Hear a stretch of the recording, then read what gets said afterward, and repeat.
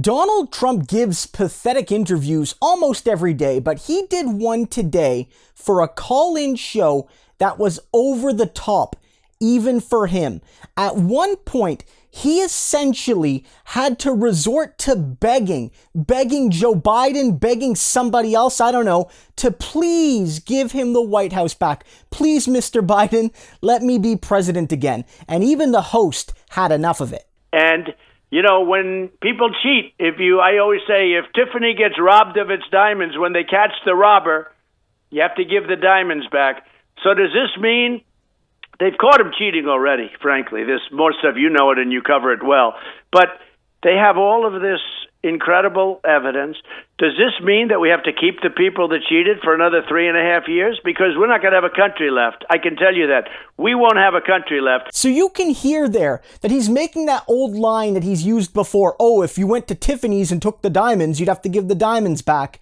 And obviously I should still be the guy. And we can't obviously let them stay. And as the headline for this article noted, it really does strike me like he's in a stage of grief, but he's still in the bargaining stage. Donald Trump is in the bargaining stage of grief where he's like, oh, maybe if I just complain the right way, maybe I can convince Joe Biden. If I complain just the right way, I can convince Joe Biden to please, Mr. Biden, give me back the White House. If you leave and Kamala leaves, I suppose I can be president again, even though that's not how it works. But the point is that he's so desperate and pathetic and dumb, he actually thinks that might work. And what's very interesting about this host is this is clearly a conservative network. It's clearly a network where Donald Trump has spoken before. He says the host has often amplified Trump's lies and misinformation and disinformation. So this is a friendly space. And the guy doesn't challenge him, but look at his face.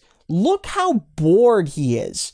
Look how exasperated he is. This is a Trump guy, so it's not even like he necessarily disagrees with Trump or doesn't believe the lies, but sort of like a lot of Trump supporters who were talking about his rallies, and we've covered this on some of our earlier videos. They believe Trump, but they're bored and sick and tired. It's sort of like, yeah, sir, even if we believe your lies about the last election, like that's almost a year ago now, you need to move on. So at this point, regardless of what happened, regardless of how it happened, you need a plan to get back to where you belong in 2024. And that requires a strong Republican result in 2022 and blah, blah, blah, blah, blah. And he's not doing that because he's fixated on a year ago, 10 months ago, and not on 2 years from now. And you can see it. You can see the begging, the pleading, the whining. It's absolutely pathetic and it's absolutely hilarious. But let's not forget one thing. Just because Trump is pathetic and just because some people are starting to get bored of his lies doesn't mean this isn't dangerous. We're still in a world where people back on January 6th and still today will enact violence to help bring about the lies told by Donald Trump and Mike Lindell and these sorts of people. So let's laugh at them, but also stay vigilant.